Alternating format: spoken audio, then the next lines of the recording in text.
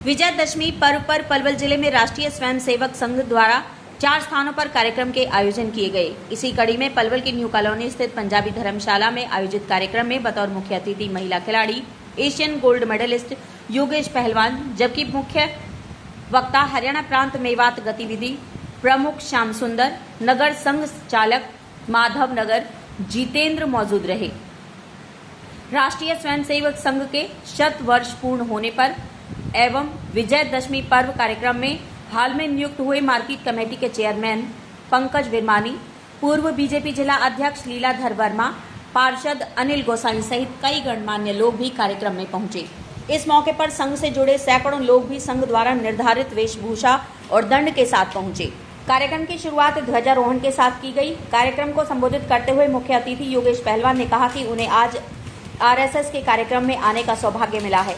उन्होंने कहा कि स्वयंसेवकों की आपसी तालमेल से देश हित के कार्यों को सभी जानते हैं। परिवार से पहले राष्ट्रभक्ति और राष्ट्र प्रेम का अलग भी आरएसएस ने ही जगाया है। मुख्य वक्ता श्याम सुंदर ने कहा कि देश में कहीं भी आपदा आई तो स्वयंसेवक सेना ने राष्ट्रीय स्वयंसेवक संघ अपना 100 वर्ष पूर्ण कर चुका है।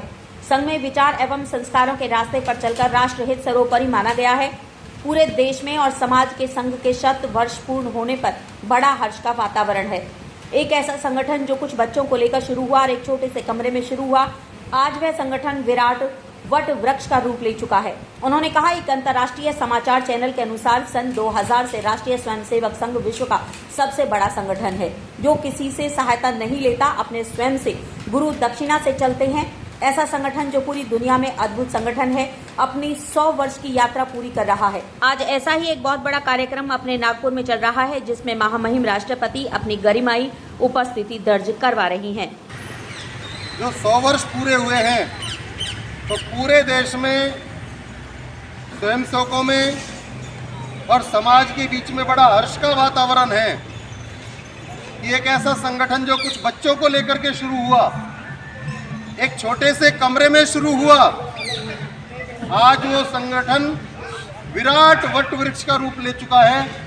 अभी मेरे से पहले हमारी बहन जी ने बताया कि बीबीसी समाचार चैनल के अनुसार सन 2000 से राष्ट्रीय स्वयंसेवक संघ विश्व का सबसे बड़ा संगठन, अनुशासित संगठन जो किसी से सहायता नहीं लेता, अपने स्वयंसेवक गुरु दक्षिणा करके जिसको चलाते हैं, ऐसा संगठन जो पूरी दुनिया में अद्वितीय संगठन है, अपनी 100 वर्ष की यात्रा पूरी कर रहा है। आज ऐसा ही बहुत बड़ा कार्यक्रम अपने नागपुर में चल रहा है और वहाँ पर पूजनीय सरसंघ चालक जी के साथ अपने पूर्व राष्ट्रपति रामनाथ कोविंद जी ने कार्यक्रम में उपस्थित रह करके आशीर्वाद दिया है। यहाँ पर भी जो अपने प्रबुद्धजन आए हुए, मातृशक्ति आई हुई है, उनकी परीक्षा भी है। धूप में उनको बिठा रखा है, तो ये कहेंगे वे संघ वालों ने हमको धूप में बिठाया वैसे तो, पर ये हमारे समाज की एक ताकत भी है और अनुशासन भी, कि जैसी परिस्थिति हो हम हर परिस्थिति से मुकाबला करने के लिए सक्षम हो। ऐसा यहाँ छोटे छोटे बच्चे भी और अनुशासित रूप से बैठ करके अपना उदाहरण प्रस्तुत कर रहे हैं। हमारे यहाँ बच्चों ने भी बलिदान दिया है देश के लिए, मातृशक्ति ने भी बलिदान दिया है, और महापुरुषों की अनादिकाल से एक श्रृंखला रही है कि जब भी देश के लिए बलिदान देने की बारी आई तो सबने आगे बढ़ करके अपने कर्तव्य का निर्वहन किया। चाहे वो त्रेता युग हो, चाहे वो द्वापर युग हो, और चाहे ये कलयुग में भी आज़ादी का आंदोलन हो, मुगलों का समय हो। और ये संघर्ष करते करते समाज में कहीं ना कहीं विकृतियां भी आ गई। जो देश भारत विश्वगुरु कहलाता था, सोने की चिड़िया कहलाता था, आर्यवर्त कहलाता था, उस देश को गुलामी का दंश झेलना पड़ा। लाखों लोगों को, लाखों माताओं बहनों को अपना बलिदान देना पड़ा। जोहर हुए, हजारों हजारों माताओं बहनों ने जोहर में भाग लिया। जीते जी चिता में, अग्नि में, अग्निपान बोलते हैं, और अपने को होम कर दिया। पर देश की रक्षा पर अपने सतीत्व पर, अपनी पवित्रता पर आंच नहीं आने दी। उन सबको स्मरण करते हैं माता सीता, जिनको अनेक प्रलोभन दिए गए। त्रिलोक विजेता रावण उनको पटरानी बनाना चाहता था, पर उन्होंने उसको ठुकरा दिया। भगवान राम, जिन्होंने लंका को जीत लिया और लंका जीतने के बाद लंका छोड़ दी। लक्ष्मण ने कहा भी एक बार, भैया अब ये लंका हमने जीत ली है, अयोध्या में तो भैया भरत हैं, अब लंका हमारी, हमको यहीं पर रहना चाहिए। जो वाक्य उन्होंने कहा,